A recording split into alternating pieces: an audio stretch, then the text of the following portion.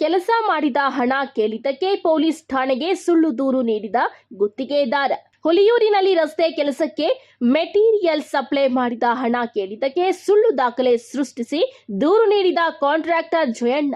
ಚಿಕ್ಕನಾಯಕನಹಳ್ಳಿ ತಾಲೂಕಿನ ಹುಲಿಯೂರು ಹೋಬಳಿಯ ಸಬ್ಬೇನಹಳ್ಳಿ ಗ್ರಾಮದ ವಾಸಿ ಚೆಲುವರಾಜು ಸುಮಾರು ವರ್ಷಗಳಿಂದ ಮೆಟೀರಿಯಲ್ ಕಾಂಟ್ರಾಕ್ಟ್ ಮಾಡಿಕೊಂಡು ಬಂದಿದ್ದು, ಗುತ್ತಿಗೆದಾರ ಜಯಣ್ಣನಿಗೂ ಸಹ 9 ಲಕ್ಷಕ್ಕೂ ಹೆಚ್ಚು ಹಣದ ಮೆಟೀರಿಯಲ್ ಸಪ್ಲೈ ಮಾಡಿದ್ದಾರೆ. ಇದಕ್ಕೆ ಸಂಬಂಧಪಟ್ಟ ದಾಖಲೆಗಳು ಸಹ ಚೆಲುವರಾಜು ಹತ್ತಿರ ಇವೆ. ಹಣ ಕೊಡಿ ಎಂದು ಚೆಲುವರಾಜು ಕೇಳುತ್ತಿದ್ದಂತೆ ಗುತ್ತಿಗೆದಾರ ಜಯಣ್ಣ ನೀನೇ ನನಗೆ 20 ಲಕ್ಷ ಕೊಡಬೇಕು ಎಂದು ಹುಲಿಯೂರು ಪೊಲೀಸ್ ಠಾಣೆಯಲ್ಲಿ ಸುಳ್ಳು ದೂರು ದಾಖಲಿಸಿದ್ದಾರೆ. ಅದರ ಜೊತೆಗೆ ಪತ್ರಿಕೆ ಹೇಳಿಕೆಯನ್ನ ನೀಡಿದ್ದು, ನನಗೆ ಮಾನಸಿಕವಾಗಿ ನೋವಾಗಿದೆ ಎಂದು ಚೆಲುವರಾಜು ಎಲ್ಲ ದಾಖಲೆಗಳನ್ನ ಮಾಧ್ಯಮದವರ ಮುಂದಿಟ್ಟು ತಮ್ಮ ನೋವನ್ನ ತೋಡಿಕೊಂಡಿದ್ದಾರೆ. ನಾವು ಮಾಡಿದ ಕೆಲಸಕ್ಕೆ ಕೂಲಿ ಕೇಳುವುದು ತಪ್ಪೆ ಎಂದು ಮಾಧ್ಯಮದವರ ಮುಂದೆ ಹೇಳಿಕೊಂಡು ನಮಗೆ ನ್ಯಾಯ ದೊರಕಿಸಿಕೊಡಿ ಎಂದು ಮನವಿ ಮಾಡಿಕೊಂಡಿದ್ದಾರೆ. ನನಗೆ ಸುಮ್ಮನೆ ಬಂದಿದ್ದಕ್ಕೆ ಅವ್ರನ್ನೂ ಸೇರಿಸ್ಬಿಟ್ಟು FIR ಮಾಡಿಸಿದ್ರು ಅವ್ರ ಮೇಲೆ. ರಂಗಪ್ಪಗೆ ಏನು ಮ್ಯಾಟ್ರೇ ಗೊತ್ತಿರಲ್ಲ, ಏನು ನಡೀತಿ ಅಂತ ಬಂದೇ ಇಲ್ಲ. ಸರಿಯಾಗಿ ಆ ಟೈಮ್ಸಲ್ಲಿ ಕ್ಲಾಸ್ ಆಗಿರ್ತಾರೆ.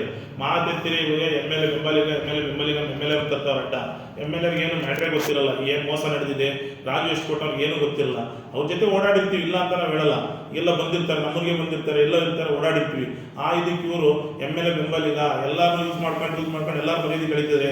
ಇವನೇ ಸಾಚಾನೆ, ಇವನು ಇಲ್ದುದ್ದಂತ ಆರೋಪ ಮಾಡ್ತಾನೆ. 20 ಲಕ್ಷ ಎಲ್ಲರೂ ಖರ್ಚಾಗೋದಂತ ಬೇಲ್ಗೆ ಮಾಡ್ರೆ ಕೇಸ್ಗೆ. ಅದು ಎಲ್ಲರೂ ಅದನ್ನ ನೋಡ್ಲಿ ಒಂದ್ಸಲ. 20 ಲಕ್ಷ ಖರ್ಚಾಗುತ್ತಲ್ಲಾಗಿದ್ರೆ ಇಲ್ದಾವ ಆರೋಪ ಬರೋಪ ಎಲ್ಲ ಮಾಡ್ಕೊಂಡು ನಾನು ಕೊಡೋದು ನಾನು ಕೇಳಿದ್ಕೆ ಇವ್ರು ಹೋಗ್ಬಿಟ್ಟು ಅಲ್ಲಿ FIR ಮಾಡಿಸ್ತಾರೆ ನನ್ನ ಮೇಲೆ. ಇಲ್ದದ್ದು ದೌರ್ಜನ್ಯ ಮಾಡ್ತಾರೆ. ಎಲ್ಲ ಕಡೆನೂ ಕರ್ಕೊಂಬಂದು ಅವ್ರ ಕಡೆ ಫೋನ್ ಮಾಡಿಸೋದು, ಇವ್ರ ಕಡೆ ಫೋನ್ ಮಾಡಿಸೋದು, ಇಲ್ದು ದೌರ್ಜನ್ಯ ಇವತ್ತು. ನಾವು ಆ ಥರ ಮಾಡೋದು ಮಾಸ್ಟರ್ ಇದ್ರಲ್ಲಿ ಯಾವುದೇ ಕಾರಣಕ್ಕೂ ಅವ್ರದ್ದು ಏನೂ ಪಾತ್ರ ಇಲ್ಲ. MLA ಮ್ಯಾಟ್ರೇ ಗೊತ್ತಿಲ್ಲ, ಇದು ದುಡ್ಡಿನ ವಿಚಾರ. ಮಾತೆಂತೀನಿ MLA ಬೆಂಬಲಿಗ ಅಂದ್ಬಿಟ್ಟು ಭಾರಿ ಇದು ಮಾಡ್ತಾರೆ. ಅವ್ರಿಗೂ ಕೆಟ್ಟ ಹೆಸರು ತರ್ತಾ ಇದ್ದಾರೆ ಇವರು. ಇವ್ನು ಸಾಚಿ ಆಗಿದ್ರೆ ಕೂತು ಮಾತಾಡಿ ಸೆಕ್ರೆಟ್ ಮಾಡ್ಕೊಳ್ಳೋಣ. ಯಾರ್ಯಾರು ಬಂದಾರೆ, ಯಾರ್ಯಾರು ಹೋಗಿದ್ದಾರೆ, ನಮಗೆ FIR ಆದ ದಿನ ನಾನೇನು ಸುಳ್ಳು ಹೇಳ್ಬೇಕು ಅವಶ್ಯಕತೆ ನನಗಿಲ್ಲ. ನಾನು ಯಾರು ಬೇಕಾದ್ರೆ ಕೇಳಿ ನಾನು ಕೂಲಿ ಮಾಡ್ಕೊಂಡೆ ಜೀವನ ಮಾಡೋದು. ನಾನೇನೋ ಸ್ವಲ್ಪ ಎಜುಕೇಷನಲ್ಲಿ ವೀಕ್ ಇದ್ದೀನಿ ಅಂದ್ಬಿಟ್ಟು ನಾನು ಹೆಂಗೆ ಬೇಕು ಹಂಗೆ ಯೂಸ್ ಮಾಡ್ಕೊಳಕ್ಕೆ ನೋಡ್ತಾ ಇದ್ದಾರೆ. ನಾನು ಕಷ್ಟ ಮಾಡಿರೋ ದುಡ್ಡು ಬಿಡಲ್ಲ ಸರ್. ನಾನು ಕೇಳ್ತಿರೋ ಎಲ್ಲ ಮಾಧ್ಯಮಗಳು ಅಷ್ಟೇ, ಸತ್ಯಾಸತ್ಯತ್ವ ಏನಿದೆ ಅದ್ರ ಪ್ರಕಾರನೇ ನ್ಯಾಯ ದೊರಕಿಸ್ಕೊಡ್ಬೇಕು ಅಂತ ಎಲ್ಲರನ್ನೂ ಮನವಿ ಮಾಡಿ ಕೇಳ್ಕೊತಾ ಇದ್ದೀನಿ. ಇದಕ್ಕೆ ಏನಾರ ಇದ್ದರೆ ನೀವು ನಮಗೆ ಪರಿಹಾರ ಮಾಡಿಕೊಡ್ಬೇಕು ಸರ್. 4,20,000 ದುಡ್ಡು ಕೊಟ್ಟಿರ್ತಾರೆ. ಇನ್ನು ಬಾಕಿ ಬ್ಯಾಲೆನ್ಸ್ ನನಗೆ 5 ಚಿಲ್ಲರೆ ದುಡ್ಡು ಕೊಡಬೇಕಾಗುತ್ತೆ. ಆ ದುಡ್ಡು ಕೇಳೋ ಹೊತ್ತಿಗೆ ಇಲ್ದು ಸಲ್ದು ಆರೋಪ ನನ್ನ ಮೇಲೆ. ಬೇಲ್ಗಂತ 20 ಲಕ್ಷ ಬರೆದಿದ್ದಾನೆ. 20 ಲಕ್ಷ ಲೆಕ್ಕ ಕೊಡೋದ್ರೆ ಲೆಕ್ಕ ಕೊಡ್ತಿಲ್ಲ. ಕೊಟ್ಟಿರೋದು 95,000 ರೂಪಾಯಿ ದುಡ್ಡು. ಅಲ್ಲಿ ಕೆಲಸ ಮಾಡಿರೋದು ವಿತ್ ಮೆಟೀರಿಯಲ್ ದುಡ್ಡು ಎಲ್ಲ ಅವನೇ ರೈಟಿಂಗಲ್ಲಿ ಕೊಟ್ಟಿದ್ದಾನೆ. ಪೂರ್ತಿ ಅವನ ಹ್ಯಾಂಡ್ ರೈಟಿಂಗಲ್ಲಿದೆ. ಪೂರ್ತಿ ಪ್ರೂಫ್ ಇದೆ. ಅವ್ನು ಏನೇನು ಮಾಡಿ ಕೊಟ್ಟಿದ್ದಾನೆ ಎಲ್ಲದಕ್ಕೂ, ನಿಮ್ಗೆ ಎಷ್ಟೆಷ್ಟು ಆಗಿದೆ, ರಾಯಲ್ಟಿ ಎಷ್ಟು ಎಲ್ಲ ಬರ್ಕೊಟ್ಟಿದ್ದಾನೆ. ಅದಕ್ಕೆ ನಾನು ಎಲ್ಲರನ್ನೂ ಕೇಳ್ಕೊಳ್ಳೋದು ಇಷ್ಟೇ, ಮಾಧ್ಯಮ ಮಿತ್ರನ ನನಗೊಂದು ನ್ಯಾಯ ಕೊಡಿಸಿ. ಎಲ್ಲರನ್ನ ಕೈ ಮುಗಿದು ಕೇಳ್ಕೊತಾ ಇದ್ದಾನೆ. ದಯವಿಟ್ಟು ನನಗೊಂದು ನ್ಯಾಯ ದೊರಕಿಸ್ಕೊಡಿ ಸ್ವಾಮಿ ಅಂತ ಕೇಳ್ತೀನಿ. ಅದಕ್ಕೆ ಸಿರಾದಲ್ಲಿ ನಾನು ಕಡೆ ಬಂದು ಅವರು ರಿಸರ್ಚ್ ಮಾಡೋಕ್ಕೆ ಗಾಡಿ ಹಾಕಿದ್ರು. ನಾನು ಅವ್ರು ನೋಡ್ಬಿಟ್ಟು ನಾನು ಮುಂದಕ್ಕೆ ಹಾಕ್ತೆ ಗಾಡಿ. ಏನು ಜಯಣ್ಣ ನಾನು ದುಡ್ಡು ಕೊಡಲ್ವ ಅಂತ ಕೇಳಿದ್ದಕ್ಕೆ ಅವ್ರು ನಿನಗೆ ಯಾವ ದುಡ್ಡು ಕೊಡ್ಬೇಕು, ನೀನು ನನಗೆ ಕೊಡಬೇಕು ಅಂದರು. ಆಯ್ತಪ್ಪ, ನಾನು ನಿನಗೆ ಕೊಡೋದಿದ್ರೆ ಪ್ರೂಫ್ ಕೊಡಪ್ಪ, ನಾನು ಕೊಡ್ತೀನಲ್ಲ, ನಾನು ಕೂಲಿ ಮಾಡೋದೈತಲ್ಲ, ನೀವು ಪ್ರೂಫ್ ಕೊಡಪ್ಪ ಅಂತ ಕೇಳಿದೆ.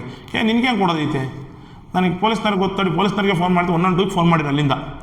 ಅದಾದಮೇಲೆ ಅವ್ರು ಬಂದು ಏನು ಅಂತ ಕೇಳಿದ್ರು. ಹಂಗೆ ರಾಜು ನನ್ನ ಒಡೆಯಕ್ಕೆ ಮೈಯಿಂದ ಸಾಯ್ಸಕ್ಕೆ ಮೈಯಿಂದ ಉಸಿರುಗಡ್ಸಕ್ಕೆ ಮೈಯಿಂದ ಅಂತ ಅವ್ರು ಕೇಳಿರು. ಬಂದು ಏನಪ್ಪ ಚೆನ್ನಾಗೇ ಇದೆಯಾ, ಅವ್ನು ನೋಡ್ಬೇಕಾದ್ರೆ ದೊಣ್ಣೆನೂ ಇಲ್ಲ, ಅಲ್ಲಿ ಕುಡ್ಲು ಹೆಂಗೆ ಸಾಯಿಸ್ಬಿಡ್ತಾನೆ, ಕೊಲೆ ಮಾಡೋಕ್ಕೆ ಬರ್ತಾನೆ ನಿನ್ನ ಹತ್ರ ಅಂದರು.